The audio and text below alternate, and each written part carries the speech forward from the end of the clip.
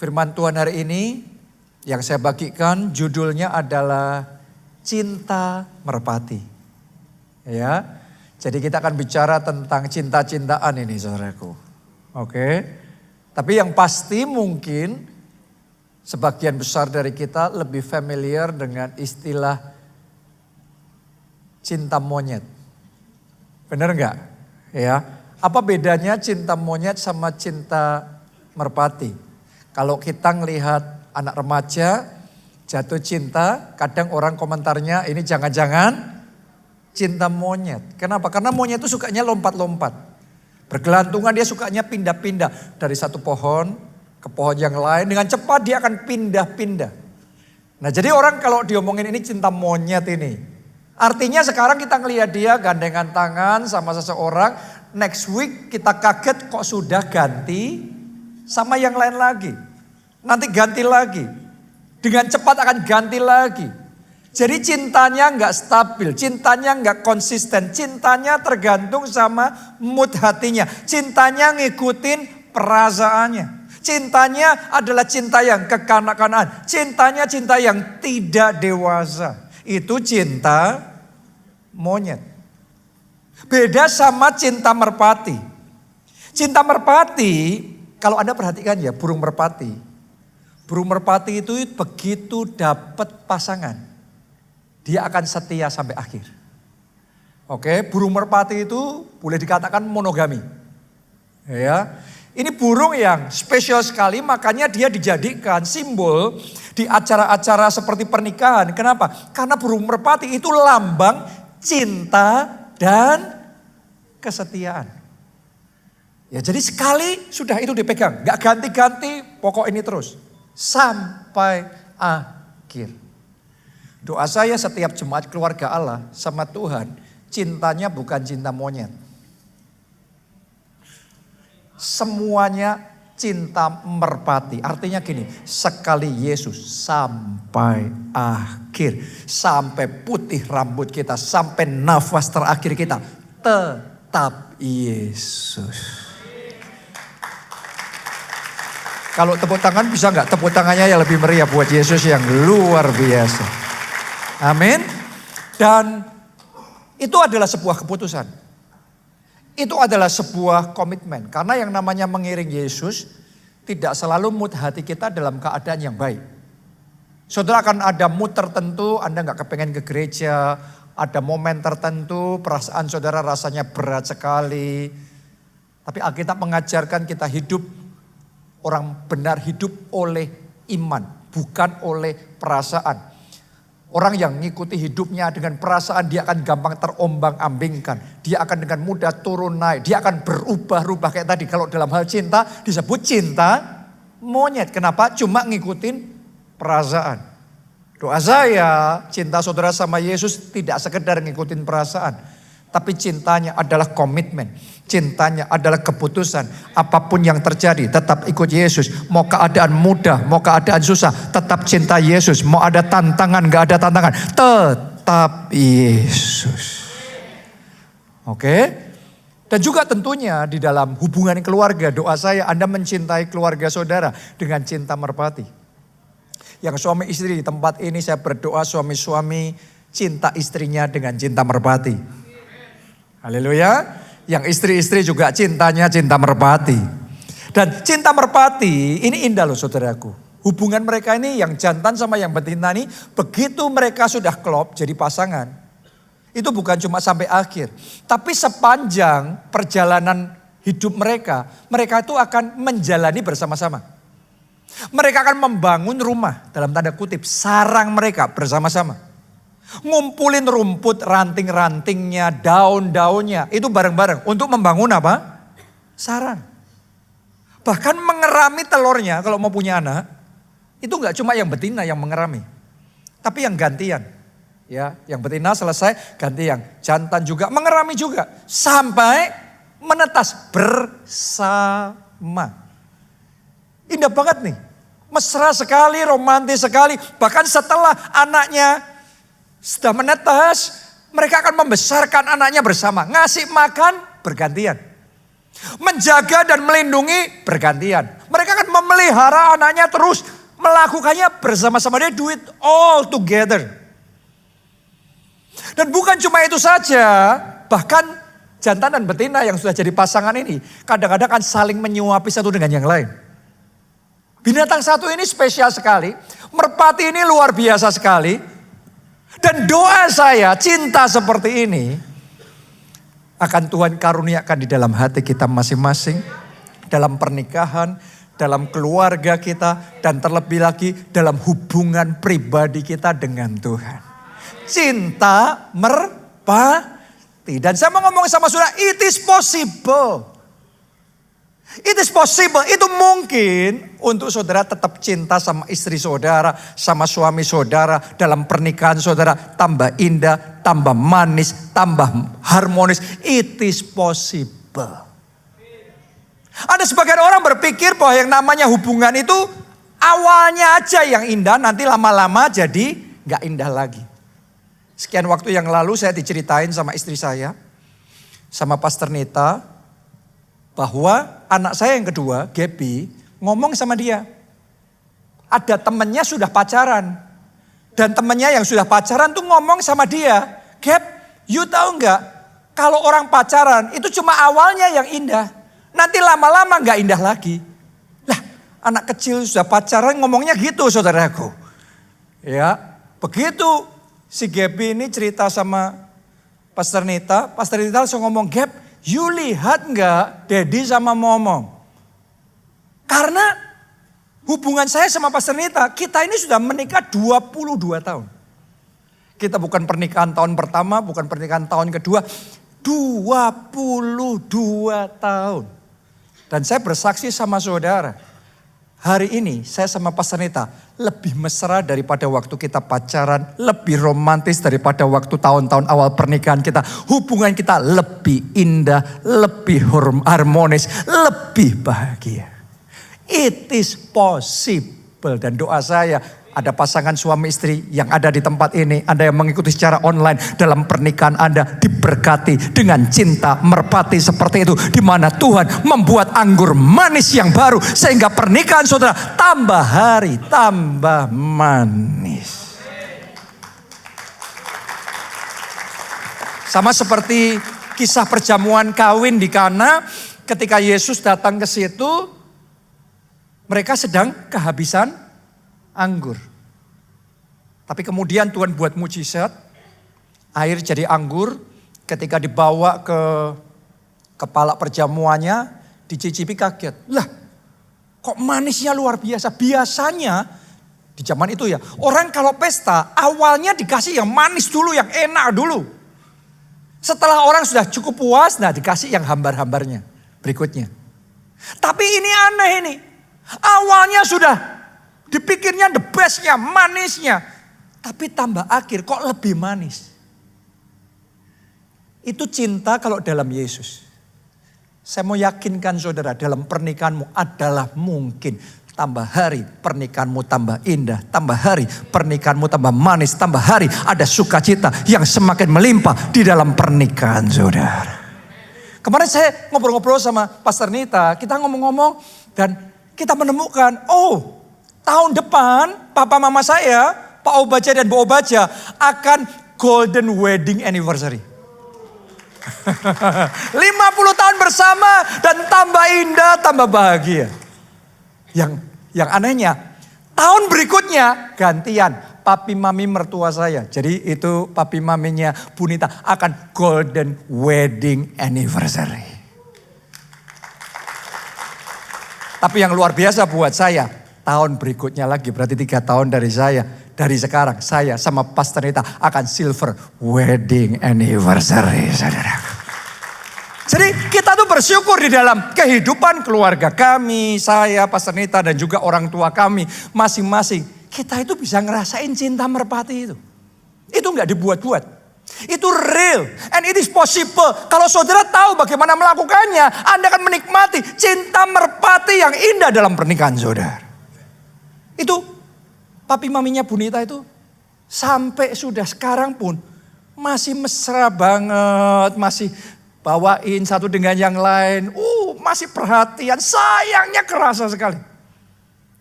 Siapa ngomong bahwa pernikahan itu hanya awalnya yang indah, hanya tahun-tahun awalnya yang luar biasa, setelah itu hambar semuanya. No. Mau gak saudara terima berkat yang daripada Tuhan? Dalam nama Yesus pernikahanmu diberkati. Doa saya dalam nama Yesus hubungan keluarga saudara juga diberkati. Dengan anggur yang Tuhan kasih, yang membuat yang manis, lebih manis, tambah manis, tetap naik dan tidak turun karena anggur manis yang dari Tuhan. Tepuk tangannya yang paling meriah buat Tuhan. It is possible. Mungkin itu kita bisa alami. Dan bahkan bukan cuma di dalam hubungan pernikahan. Tapi dalam kehidupan rohani saya sama Tuhan. Hubungan saya sama Tuhan. Ini sudah sekitar 30 tahun sejak pertama kali Tuhan jamah hati saya. Sejak pertama kali saya jatuh cinta sama Tuhan. Dan saya on fire sama Tuhan. Kadang-kadang sebagian orang on fire-nya sama Tuhan hanya bertahan beberapa tahun. Begitu dijamah sama Tuhan, tidak bisa sabar menantikan kapan hari Minggu berikutnya. Gak sabar ibadah lagi. Mau ikut lawatan Roh Kudus luar biasa. Ikut KKR, KKR-nya 10 hari, dia datangnya 1 bulan. Kenapa? Karena on fire. Tapi ketika hal-hal mulai terjadi, ini dan itu dan macam-macam, mulai itu turun tuh. Apinya mulai turun. Sekarang ibadah, tapi ibadahnya bukan penantian kayak dulu. Ibadahnya kayak berat, memenuhi syarat. Sekarang mungkin masih melayani, tapi ya sekedar memenuhi kewajiban. Kerinduan sudah berubah menjadi kewajiban. Saudaraku kayak sudah turun. Kayak suami istri masih menikah tapi status. Masih tinggal bersama masih cuma status. Tapi gregetnya, sukacitanya itu no longer. Gak ada lagi di situ. Kadang-kadang banyak orang kehilangan yang namanya kasih mula-mula. Tapi hari ini saya bersaksi sama saudara. 30 tahun sejak saya jatuh cinta sama Tuhan. Sampai hari ini saya tambah cinta Yesus. Roh saya masih berkobar-kobar dan menyala-nyala. Tanpa disuruh setiap tahun saya masih doa puasa 40 hari. Doa puasa 10 hari. Doa puasa tiap minggu.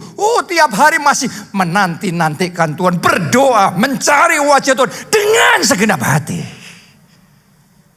Itu cinta merpati. Dan saya berdoa ya, mulai hari ini kehidupan rohani saudara demikian. Pelayanan saudara demikian. Iman saudara sama Tuhan seperti itu. Mulai hari ini kehidupan rohani saudara akan dibawa Tuhan tetap naik dan tidak turun hari demi hari. Tambah cinta sama Yesus, tambah dekat, tambah karib, tambah intim dengan Roh Kudus. Kasih tepuk tangannya yang paling meriah buat Tuhan. Amin. Itu cinta merpati, cinta yang konsisten, cinta yang dewasa, cinta yang stabil. Dan untuk itu kita butuh yang namanya komitmen. Semuanya katakan komitmen. Sekali lagi, ngikutinya komitmennya, bukan perasaannya.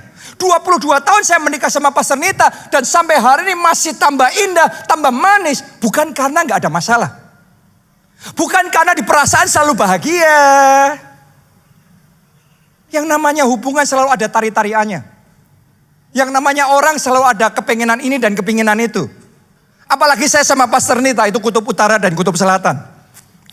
Dia maunya ini, saya selalu maunya itu. Dan yang lain sebagainya.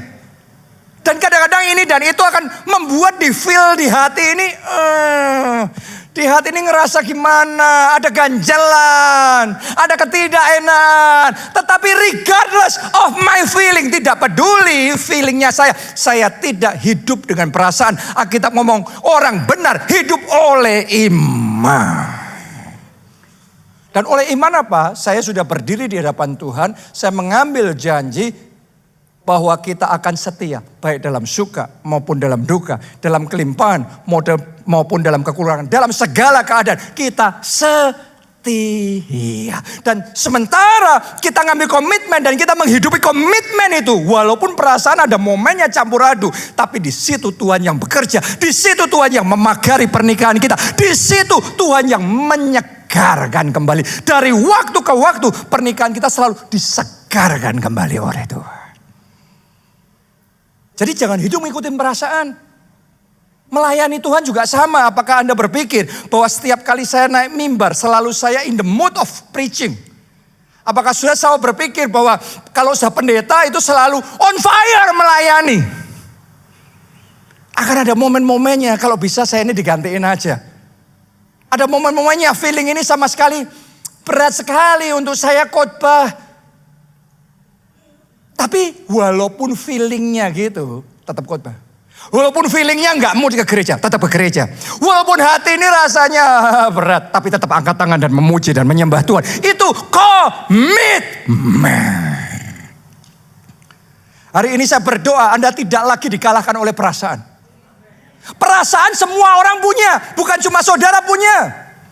Saya juga punya perasaan, pendeta juga punya perasaan. Tetapi yang membedakan adalah sebagian orang hidup hanya mengikuti perasaannya. Yang perasaan selalu berubah. Tapi sebagian orang bisa ambil komitmen.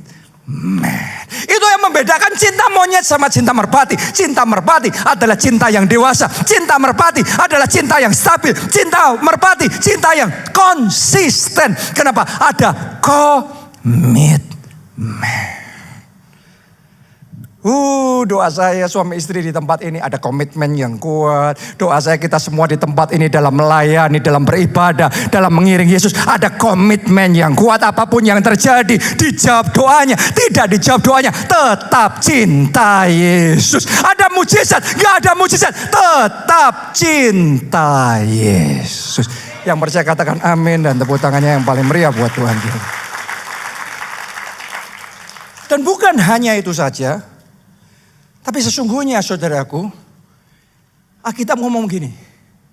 Kita itu bisa cinta Tuhan karena terlebih dahulu Tuhan cinta sama kita. Kita mengasihi karena terlebih dahulu Tuhan yang mengasihi kita. Jadi sebelum kita bisa mengasihi Tuhan dengan cinta merpati, sadarilah satu hal. Tuhan menyayangi kita dengan cinta merpati yang kekal. Itu satu hal yang Anda jangan main-main. Kenapa? Karena kayak merpati ya, beda sama monkey tadi. Monyet itu pokok ganti. Hari ini senang, besok bosan. Bayangin kalau Tuhan bosan sama saudara. Oh ini bosanin bener orang ini. Siap datang cuma minta aja, bosan aku sama dia. Buang. Bayangin kalau Tuhan jengkel sama kita terus dicopot, di-delete. Ini orang sukanya minta ampun. Ulangin lagi, minta ampun, buat dosa lagi. Paling gitu lagi, coret. Kalau Tuhan cintanya sama kita dengan cinta monkey, dengan cinta monyet, habislah kita semua ini. Saya punya berita baik sama saudara. Tuhan mengasihi saudara dengan cinta merpati. Artinya mau Anda dalam kondisi kayak gimana pun, mau situasi saudara kayak gimana pun, ketahuilah satu hal yang pasti, Tuhan tetap mencintai saudara dan cintanya sampai akhir. Dia tetap menyayangi saudara, dia tetap punya rencana yang besar dalam hidup saudara dan dia tetap mau melakukan yang terbaik untuk hidup saudara. Masih ingat gak saudaraku kisah ketika Tuhan Yesus dibaptis air oleh Yohanes Pembaptis? Dan dia keluar dari air, kemudian dicatat Roh Kudus turun ke atasnya seperti burung merpati. Benar? Alkitab mencatat itu. Kenapa ya kok dicatat seperti burung merpati? Roh Kudus itu. Kenapa kok nggak dicatat seperti Raja Wali? Kan gagah. Saya pun suka saudaraku, burung Raja Wali gagah. Kenapa kok nggak ditulis seperti burung elang? Kuat. Kenapa burung merpati? Sederhana, karena Tuhan tuh mau ngomong sama kita. Kalau dia datang dalam hidup kita, dia datang dengan komitmen setia. Dia setia sama saudara loh. Anda tidak setia. Kita kan kadang-kadang kepengen setia tapi tetap kenyataannya nggak setia. Tapi Alkitab katakan sekalipun kita tidak setia, dia tetap setia. Dia tidak akan meninggalkan saudara. Dia tidak akan membuang saudara. Walaupun dosamu merah seperti kirmisi, Tuhan tetap setia. Coba Anda baca satu firman Tuhan di dalam Yesaya 54 ayatnya yang ke-10. Seperti ini kasih Tuhan. Sebab biarpun gunung-gunung beranjak. Gunung itu kan besar, kuat. Gimana dia beranjak? Nggak mungkin kan? Dan bukit-bukit bergoyang. Hanya kalau gempa ini terjadi. Nggak biasa-biasanya. Bahkan yang nggak biasanya, bahkan yang nggak mungkin. Kalau itu pun terjadi, Tuhan ngomong begini. Tetapi kasih setiaku tidak akan beranjak daripadamu. Dan perjanjian damaiku tidak akan bergoyang. Firman Tuhan yang mengasihani engkau. Artinya keadaan dunia boleh gonjang-ganjing. Situasi keluarga saudara, karirmu mungkin sedang roller coaster. Tapi Tuhan tetap mengasihi saudara. Keadaan mungkin berubah, Anda tidak in good shape lagi. Mungkin sekarang keadaan saudara in a very bad situation. Keadaan Anda sangat parah, sangat buruk. Tapi Tuhan ngomong, mau semuanya itu terjadi pun, kasih setiaku tidak akan beranjak daripadamu. Aku tetap mengasihi engkau.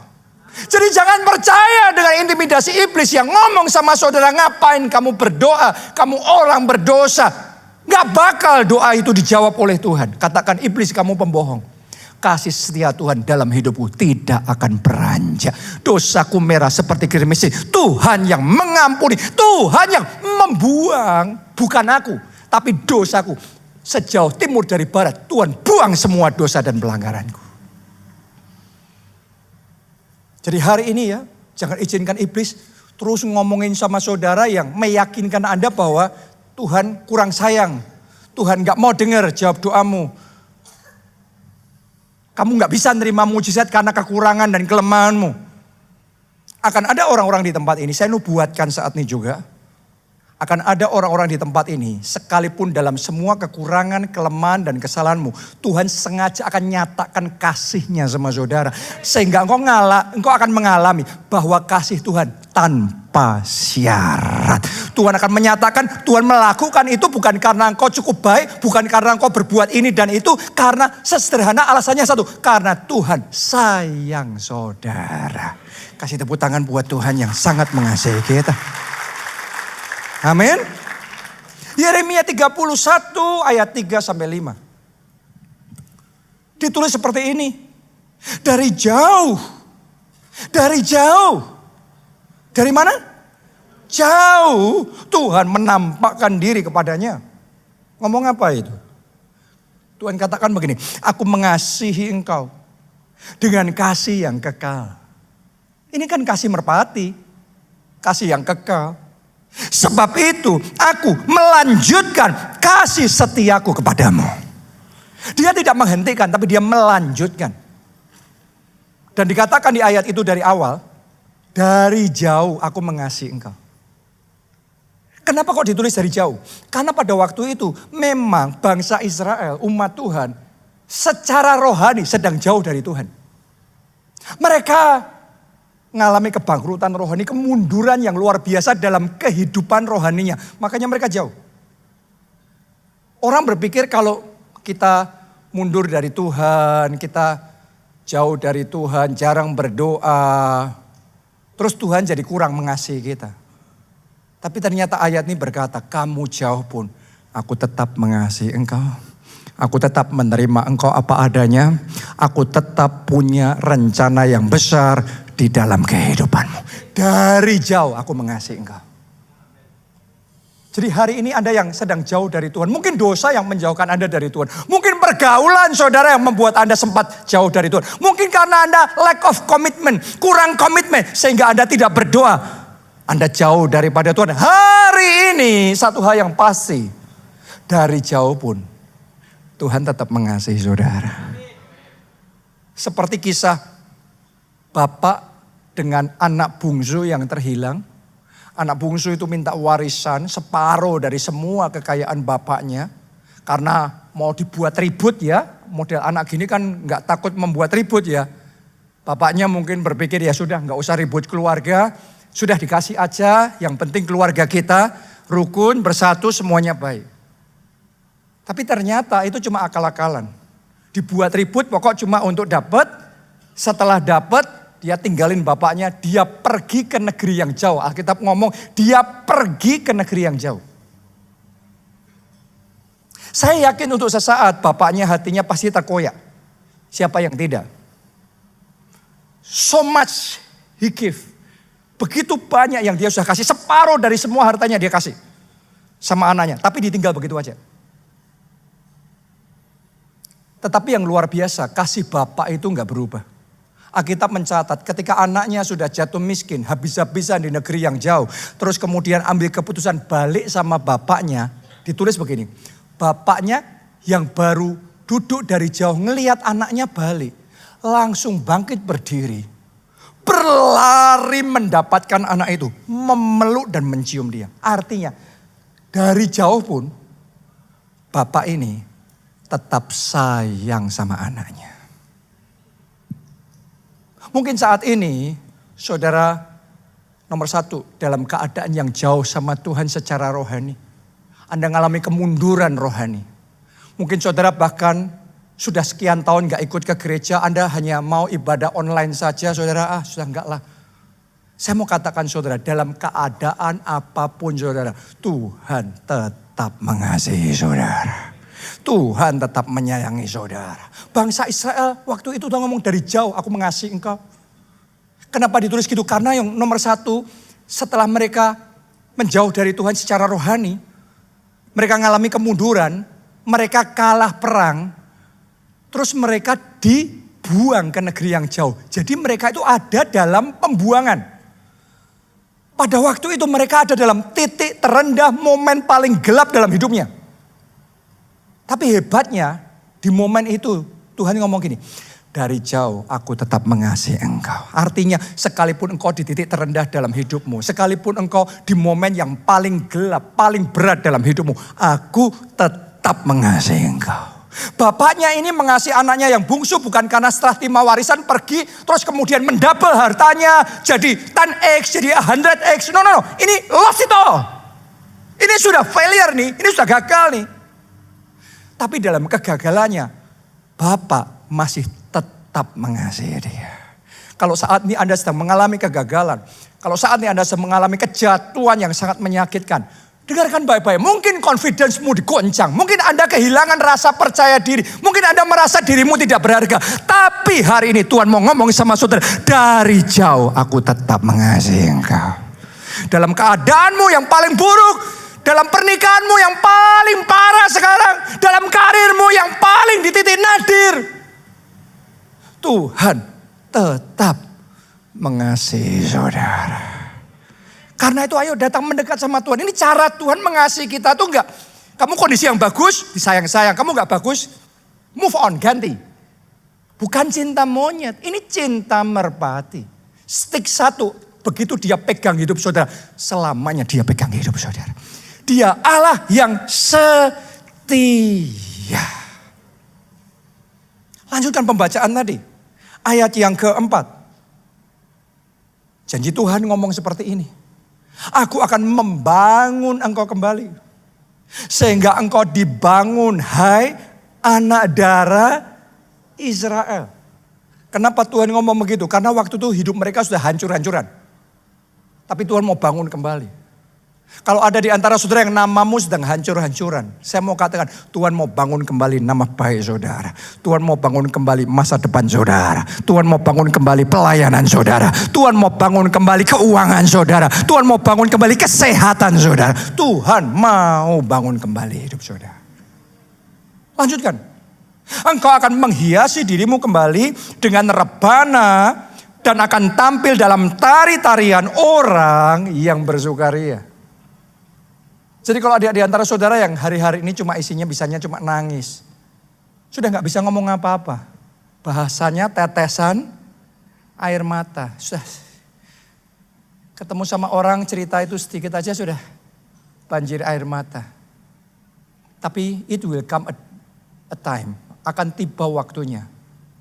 Tuhan akan mengubah semua duka citamu menjadi sukacita. Semua air mata sudah dirubah jadi tari-tarian. Anda akan dibuat seperti kayak orang yang bermimpi kayak nggak percaya nih kok bisa terjadi ya, kok bisa ya, Tuhan baik banget ya. Akan terjadi, Anda akan ngomong itu dari mulut saudara. Kenapa? Karena Tuhan mengasihi Anda dengan cinta merpati yang kekal.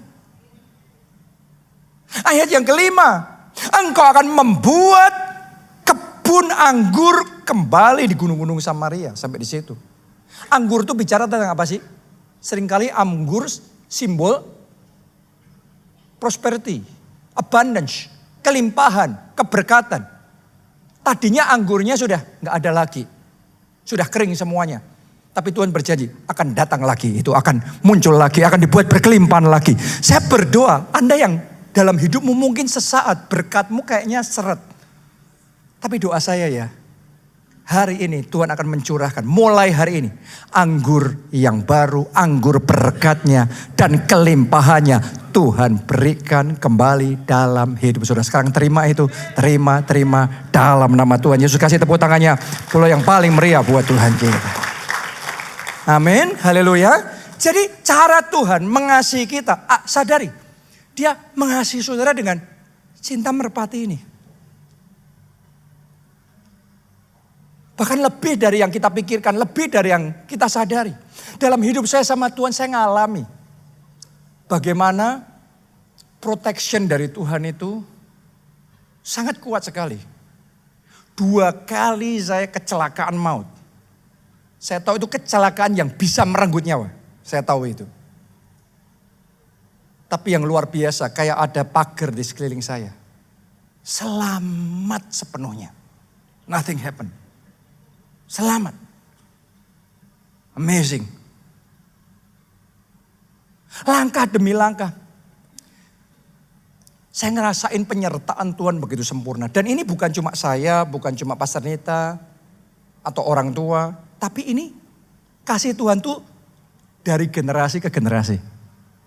Tuhan itu begitu sudah mengasihi kita ya dengan cinta merpati itu. Kita ngomong sampai 1000 keturunan. Tuhan kalau sudah sayang sama Abraham, Tuhan sayang sama Yakub, Tuhan sayang sama Abraham, Ishak, Yakub. Tuhan sayang sama keturunan-keturunan mereka. Saya berdoa seperti itu Tuhan sama keluarga saudara. Anda yang memulai perjalanan bersama dengan Tuhan, ini tidak akan berhenti hanya di saudara sendiri. Tetapi kasih Tuhan akan terus turun dari generasi ke generasi. Dari keturunan ke keturunan akan menikmati kebaikan, kemurahan dan kasih Tuhan yang sempurna. Amin. Kadang kalau saya ngelihat dalam hidup anak-anak saya itu, saya ngelihat cinta Tuhan itu luar biasa. Ya. Anak saya yang pertama Jessica, dia tuh orang yang sangat cinta Tuhan. Dia orang yang sangat suka doa, suka dekat sama Tuhan, suka menaikkan pujian, penyembahan, baca Alkitab. Itu kesukaan buat dia. Itu bukan paksaan, bukan saya wajibkan, haruskan, tapi dia enjoy. Dari hatinya dia enjoy. Ya, kalau orang lain stres, pelariannya makan banyak. Kalau anak saya stres, pelariannya baca Alkitab. Memang anak pendeta dia, saudaraku. Tapi coba Anda cek anak pendeta mana yang seperti itu. Karena itu gak bisa dipaksa ya. Hati itu gak bisa dipaksa. Tapi itu hatinya dia. Setiap hari mungkin dia akan ambil waktu sekitar 6-7 jam. Hanya untuk berdoa, menyembah Tuhan, baca Alkitab. Dia enjoy it very much. Mungkin Anda tanya sama saya, ngapain aja ya tiap hari 6-7 jam? Loh, Anda juga tiap hari kerja 8-10 jam. Anda nongkrong-nongkrong sama teman-teman saudara di restoran, kalau nggak ditutup, nggak diusir, Anda belum pergi juga. Anda bisa nikmati momen bersama dengan teman-teman saudara. Kenapa Anda nggak nikmati momen sama Tuhan? Jessica ini dia enjoy in the presence of God. Dalam hadirat Tuhan dia enjoy, dia suka dekat sama Tuhan, menyembah Tuhan. Saya tuh ngomong sama saudara, dalam hidupnya saya ngelihat favor Tuhan itu strong sekali. Saya tuh tahu saudaraku ada batasan apa yang saya bisa giring untuk digolkan, saya tahu. Tapi ada hal-hal yang saya mau pun gak bisa kalau bukan Tuhan yang buka jalan. Saya masih ingat tahun lalu dia kuliah. Dia tuh gak mimpi muluk-muluk. tipikalnya dia tuh rada beda sama saya. Kalau saya punya tipikal visi yang besar. Tapi anak saya itu enggak muluk-muluk pemikirannya. Lebih simple. Dia mau cari universitas juga, ya sudah oke. Yang mana oke juga, no problem, yang mana aja. Tapi yang luar biasa, Tuhan kerja dengan caranya yang ajaib. Sehingga Jessica bisa masuk di universitas publik nomor 1 di Amerika. Yang mana orang lain untuk masuk di situ harus bertahun-tahun nyiapin, ngumpulin CV, punya prestasi ini itu, hire agency untuk bisa ngegolkan masuk. Ini nggak ada sama sekali. Dan saya nggak ada koneksi sama sekali. Saya nggak ada jurus mau ngetap sini, ngetap situ untuk ini bisa dimasukin, dikasih rekomendasi. Nggak ada sama sekali. Jadi dari Jessica-nya sendiri harusnya dia nggak mungkin kalau dilihat dari syaratnya itu dibandingkan sama Jessica, harusnya nggak mungkin. Dari saya juga nggak mungkin, nggak punya channel semuanya. Tapi masuk, gol. Jadi saya tahu itu bukan saya yang ngasih. Itu ada tangan yang tidak terlihat, tapi membuka pintu yang tidak bisa dibuka. Sehingga apa yang tidak dilihat oleh mata, tidak didengar telinga, tidak timbul dalam hati manusia, Tuhan berikan bagi orang-orang yang mengasihi Dia.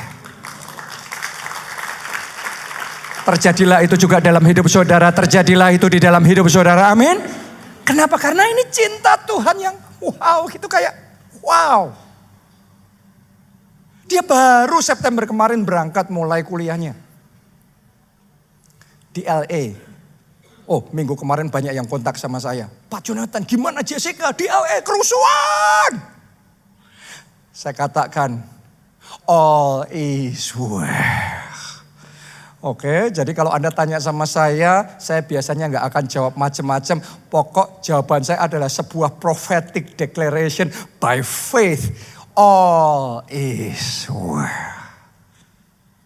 Amin. Belajar ya, kayak gitu ya. Dalam kondisi apapun, God always give the best.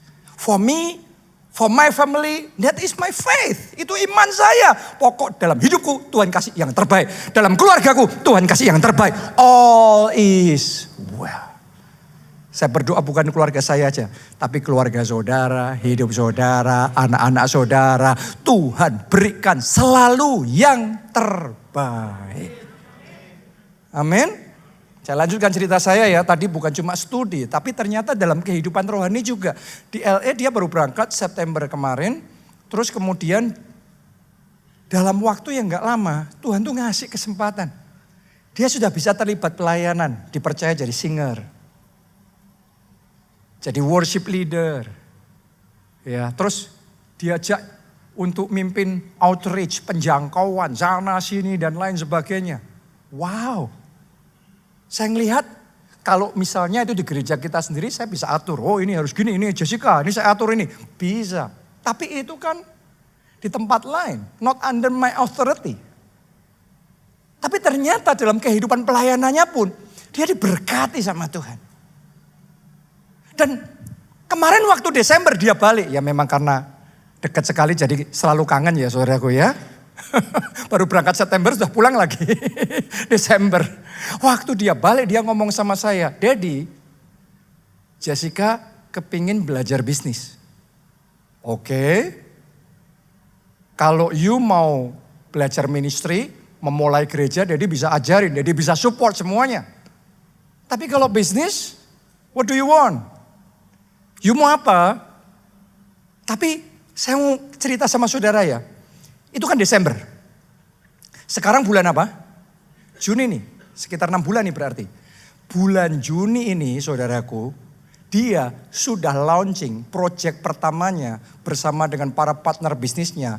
Yaitu membangun hotel bintang 4 di Pangandaran, sekitar 180 kamar bersama dengan teman-temannya. Saya mau ngomong sama saudara, itu anugerah Tuhan.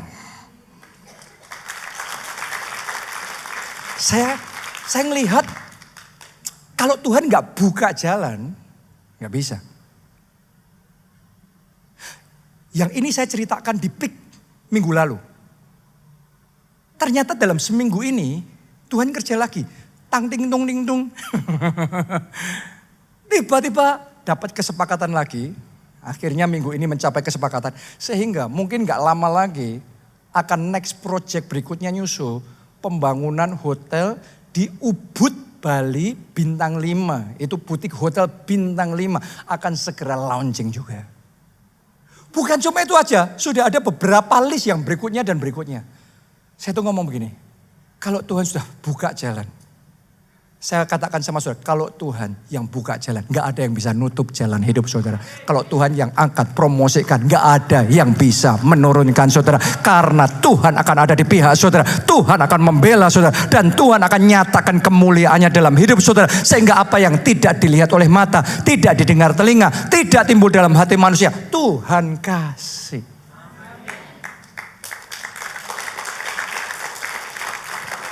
Hari ini saya mau katakan sama saudara, Tuhan kalau begitu dia sudah mengasihi kita dengan cinta merpati, Anda akan dibuat terpesona dengan kasih Tuhan. Terheran-heran dengan kasih Tuhan. Makanya belajar ya jalan sama Tuhan. Banyak orang kadang-kadang di gereja nyanyinya cuma asal nyanyi. Ngelihat layar LED ikut nyanyi. Anda ikut nyanyi tapi Anda gak connect sama Tuhan loh. Jadi hari ini bukan sekedar secara jasmani. Saya ajak saudara saat ibadah kayak gini.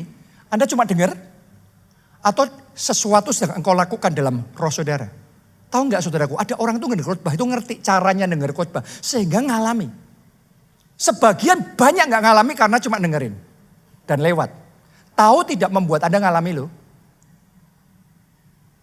Khotbah yang sama kalau saya yang mendengarkan. Saat khotbah disampaikan dalam hati saya tangkap perkataan demi perkataan berkat itu. Amin. Terjadi. Aku terima. In the name of Jesus jadi. Aku terima itu dalam hidupku jadi. Sepanjang khotbah, saya dengerin khotbah, saya bisa sambil bahasa roh. Saya dengerin khotbah, saya tangkap rema, saya aminkan, saya aminkan, saya aminkan. Dan saya bersaksi sama saudara, satu demi satu. Khotbah itu so real loh. Firman Tuhan itu hidup loh. Hidup loh. Kecuali Anda nganggap firman Tuhan itu cuma pidato kosong. Ya maka itu akan hanya menjadi pidato kosong. Tapi kalau Anda ngerti firman Tuhan itu hidup, ada nyawanya. Dan Anda berinteraksi dengan firman Tuhan itu. Maka firman akan jadi daging dalam hidup saudara. Firman itu akan jadi realita. Jadi kenyataan dalam kehidupan. Saya berdoa setiap firman yang Tuhan bukakan dan wahyukan sama saudara. Satu demi satu, gak ada yang lewat, gak ada yang lalu. Semuanya jadi, janji Tuhan jadi, kuasa Tuhan jadi. Dan kemuliaannya nyata dalam hidup saudara. Tepuk tangannya, mulai yang paling meriah. Mulai hari ini belajar jalan sama Tuhan. Kalau nyembah Tuhan dari hati, biarlah hatimu ini connect sama hatinya Tuhan. Sama-sama dengerin khotbah gini, biarin yang samping saudara mau dia kayak gimana pun, jungkir balik pun. Anda pastikan hati saudara ready untuk ngerjain firman itu di hati saudara. Nangkep ini. Karena kita bisa, ada orang tuh sambil duduk kosong pikirannya. Tapi ada orang sambil duduk dia bisa berpikir kencang. Benar gak? Ini kerja dalam otak. Tapi ada orang yang bisa sambil duduk, spiritnya yang nangkep. Jadi terima. Percaya. Dan Yesus ngomong, terjadilah sesuai imanmu. Itu ada di dalam hati. Jadi ketika engkau angkat tangan gini, cuma ngomong kosong, itu nothing dalam penyembahan. Tapi ketika engkau angkat tangan yang sama, nyanyi lagu yang sama, tapi meluap dari hati saudara, tahu nggak? Hatimu tuh akan nyampe ke hatinya Tuhan. Penyembahanmu akan naik jadi dupa yang harum di hadapan tahta surga. Itu yang akan membawa perbedaan. Ketika engkau baca Alkitab ayat demi ayat, engkau baca, engkau cuma cepet-cepetan baca selesai. Scanningnya selesai, tapi nggak dapat apa-apa. Tapi Anda bisa memilih, mengunyah ayat-ayat itu, memikirkan, merenungkan, dan mengerjakan itu, menjadikan itu dalam hidup saya, mempercayai itu. Karena Alkitab ngomong berbahagialah orang yang kesukaannya merenungkan firman siang dan malam. Bukan orang yang scanning. Scanning cepat memang, langsung dapat banyak pasal. Tapi nothing. Tapi yang kesukaannya, berarti butuh kenikmatan untuk menyukai sesuatu. Merenungkan, memikirkan siang dan malam, menerima, mengerjakan dalam hati, dalam rohnya. Kalau Anda lakukan itu, Alkitab ngomong gini, apa saja yang diperbuatnya berhasil. Mulai hari ini yang kau perbuat berhasil diurapi, disertai, diberkati Tuhan. Berhasil. Tapi butuh engagement dari hati kita. Dan keterlibatan dari roh kita. Connect sama roh Tuhan. Itu yang membuat jadi. Karena itu source powernya, listriknya ngalirnya di situ tuh. Kuasa Tuhan ngalirnya di situ tuh. Dari engagement of the heart. Keterlibatan hatinya kita ini. Dan bicara tentang hati, saya mau ngomong sama saudara. Burung merpati itu punya satu keistimewaan yang luar biasa. Dia tidak punya kantong empedu. Hatinya masih menghasilkan empedu. Tapi beda sama binatang yang lain. Waktu empedu dihasilkan, binatang yang lain nyimpen di kantong empedu. Tapi kalau burung merpati, empedunya masih dihasilkan, tapi langsung dialirkan ke usus dibuang. Waktu saya renungkan hal ini tentang burung merpati, saya tiba-tiba dapat pengertian. Empedu itu kan seringkali diibaratkan sesuatu yang pahit. Jadi ternyata yang pahit-pahit itu jangan disimpan. Ya kan? Semua yang pahit-pahit itu harus dibuang. Alasan kenapa burung merpati bisa mencintai sampai seperti itu. Kalau saudara dan saya mau mencintai pasangan saudara dengan cinta merpati. Mau mencintai Tuhan dengan cinta merpati. Dengarkan baik-baik. Semua yang pahit-pahit dalam hati kita harus dibuang. Anda dalam kongsian, partnership. Itu biasanya nanti mulainya awalnya baik. Tapi along the way. Namanya manusia tanpa terkecuali. Akan ada tarik-tarian, ada yang satu mikir gini, mikir gitu. Yang ini punya kepentingan ini, kepentingan itu. Nanti akan muncul empedu. Di hati ini akan gondok nih. Itu empedu saudaraku. Yang satunya merasa dicurangin. Kegeraman itu empedu. Kecewa, kepahitan itu empedu-empedu yang tidak terelakkan. Namanya kita manusia, selalu akan ada empedu yang dihasilkan. Karena akan ada salah ngomong, salah bertindak, salah nerima, salah nangkep, misunderstanding. Itu semua akan menghasilkan empedu. Mau Anda sama kongsian saudara, mau Anda sama suami saudara, mau Anda sama istri saudara, sama orang tua, sama anak, sama.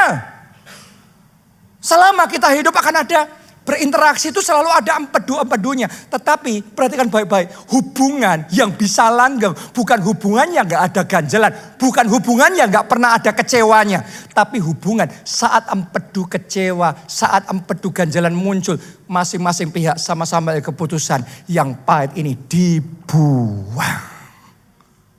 Karena yang rusak pernikahan itu bukan kalau ada empedunya. Tetapi kalau empedunya disimpan. Saya sama Pastor Nita 22 tahun menikah. Bukan gak ada kekecewaan. Bukan gak ada kejengkelan.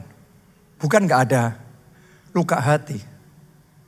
Tapi yang membuat pernikahan kita bisa disegarkan dari waktu ke waktu. Karena kita selalu mengingatkan diri kita. Semua kegeraman, kepahitan, kekecewaan hendaklah dibuang. Kalau Anda gak lakukan itu ya begitu hati geram kecewa gak dibuang. Numpuk terus di kantong empedu itu. Nanti mikir apapun tentang pasanganmu isinya negatif. Semuanya dia jelek, salah, manusia paling jahat sedunia. Ingat baik-baik saat Anda sudah mikirnya kayak gitu. Itu sebenarnya kantong empedunya sudah penuh tuh. Hari ini mari belajar dari cinta merpati ini. Dia yang pahit-pahit dibuang. Kalau Anda mau pernikahanmu dipulihkan, hari ini ambil keputusan suami istri. Semua kekecewaan dibuang. Semua perkataan salah, Anda jangan ngomong gini. 17 tahun yang lalu dia itu. Ya, 17 tahun yang lalu empedunya sampai hari ini masih disimpan. Dan sudah berbunga-bunga, beranak pinak. Itu bunganya berapa persen itu saya nggak tahu. Kalau Anda cerita 17 tahun yang lalu dia ngelakuin ini. 15 tahun yang lalu ini. 10 tahun yang lalu ini. Terus saja kantong empedunya ditambah. Emangnya yang 17 tahun lalu ngelakuin kesalahan cuma suami saudara. Suami orang juga ngelakuin salah. Istri orang juga ngelakuin salah 12 tahun yang lalu. Bedanya sebagian orang saat empedunya muncul disimpan. Sebagian lagi dibuang. Yang satu tinggal tunggu waktu. Remuk itu pernikahan. Tapi yang satu sama-sama ada empedunya. Sama-sama terjadi hal yang gak enak. Tapi pulih pernikahan itu tambah kuat, tambah kompak, tambah solid pernikahan itu. Karena dia sudah belajar membuang semua yang negatif. Hubungan kita sama Tuhan juga sama. Kenapa banyak orang Kristen gak bisa menjaga apinya? Rohnya tetap berkobar-kobar di dalam Tuhan. Sederhana. Karena nyimpen kekecewaan sama Tuhan. Doa gak dijawab Tuhan, kok gak dijawab doaku. Nanti apinya turun. Orang lain diberkati kok aku ketinggalan. Di hati gak enak, lemes, down. Itu empedu. Apakah cuma Anda yang ngalami? Saya pun ngalami. Kalau saya cerita sama saudara kesaksian, kemenangan, terobosan, itu satu sisi. Tapi Anda harus ngerti. Ada momennya juga saya berdoa dan tidak ada jawaban doa. Ada momennya saya begitu butuh pertolongan itu. Dan tetap saja itu kandas dan habis. Ada momennya saya ngalami kemunduran dan pukulan yang sangat menyakitkan. Dan ketika ngalami itu, siapa orang yang hatinya gak kecewa. Siapa orang yang hatinya gak down, gak lemes. Tapi saya berdoa. Semua kekecewaan saya buang dari hidup saya. Semua kegetiran saya buang. Semua ganjalan, beban berat saya buang. Hati saya bersihin dari polusi-polusi negatif itu. Alkitab ngomong, jagalah hatimu dengan segala kewaspadaan. Karena dari situlah terpancar kehidupan. Kalau Anda nyimpen kantong empedu, itu aliran kehidupan yang terpancar. Bumpet itu. Gak bisa lagi. Tadinya rohnya menyala-nyala, sekarang sudah lemes, ibadah ya lemes. Anda gak sadar, lemesmu kenapa? Ya itu, nyimpen empedu itu. Hari ini saya ajak saudara, bukan cuma sama manusia, bukan cuma sama pasangan, bukan cuma sama orang tua, bukan cuma sama anak. Terlebih lagi sama Tuhan. Jaga imanmu, jaga kehidupan rohanimu, supaya engkau tetap fresh. 30 tahun saya ikut Tuhan. Dan saya masih on fire, menyala-nyala, tambah lagi dalam Tuhan. Dan doa saya sampai nafas terakhir saya masih on fire for Jesus. Dan untuk itu dibutuhkan membuang semua empedu-empedu yang negatif itu. Ada yang mau itu, kita bangkit berdiri bersama-sama. Nyanyikan lagu ini. Lebih dalam lagi ya Tuhan. Lebih dalam lagi. Ku rindu Kau Tuhan, lebih dari segala yang ada. Lebih dalam lagi, ku cinta Kau Yesus, ku mengasihi. Belajar saudara ya, ayo kita mulai biasakan. Bukan sekedar nyanyi di mulut, tapi gak connect sama Tuhan. No. Butuh apa tadi? Engagement of the heart. Keterlibatan hati, connect sama Tuhan. Dari hati meluap, worship, prayer kita, doa, penyembahan kita naik di hadapan Tuhan. Itu yang akan membawa perbedaan dalam hidup saudara. Are you ready? Anda mau? Lebih dalam lagi. Angkat dua tanganmu, katakan. Lebih dari segala yang ada. Lebih dalam lagi, ku cinta Kau Yesus. Amin. Mari dari hati lebih dalam. Lebih dalam lagi, ku rindu Kau Tuhan. Lebih dari segala yang ada. Bawa kami ya Tuhan lebih dalam, lebih dekat. lebih karib, lebih indah, lebih intim dengan Tuhan. Ku mengasihimu.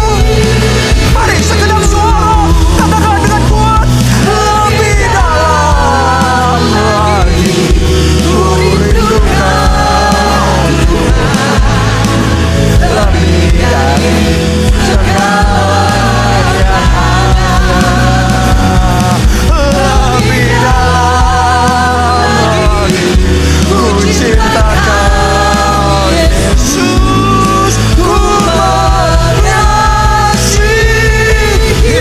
Yang terbaik dikatakan lebih dalam lagi ku rindukan Tuhan, lebih dari segala yang ada,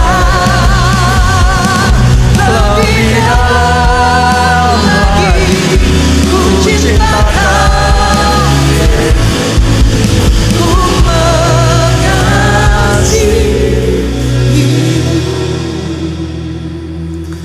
Saya mau ajak kita melakukan sesuatu. Mari kita bersihkan hati kita. Kita ngomong jaga hati dengan segala kewaspadaan. Artinya hati itu harus di treatment, harus di maintenance. Oke, hati itu harus dipelihara, dijaga, dirawat. Salah satunya adalah dibersihin.